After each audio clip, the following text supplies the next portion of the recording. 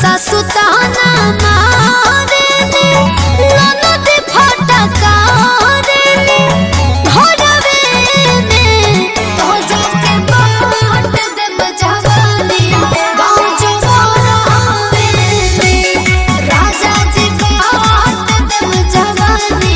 गाँव जवानी में।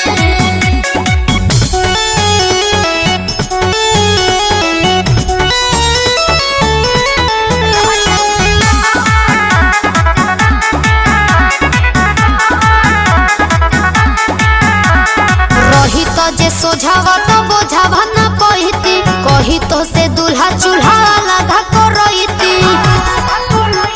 बुझल आ रही तो जे सोझावा तो बोझावा ना पहिती तहारा से कही चूल्हा लगा को रहीती कोनो कमी नहीं खे देब रवे में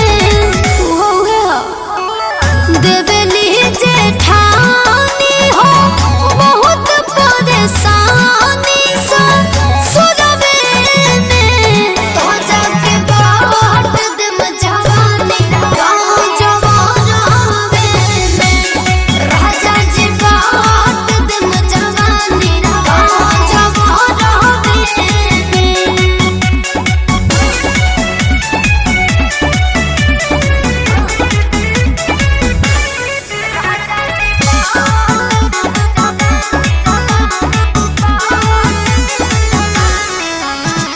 केहू के साहत नहीं खे हमारा से बोले मन करे कोना में भर मन रोले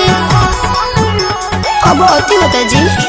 कि केहू के साहत नहीं खे हमारा से बोले मन करे कोना में भर मन रोले निक रहता नील हरवे में और सुनो अपना हो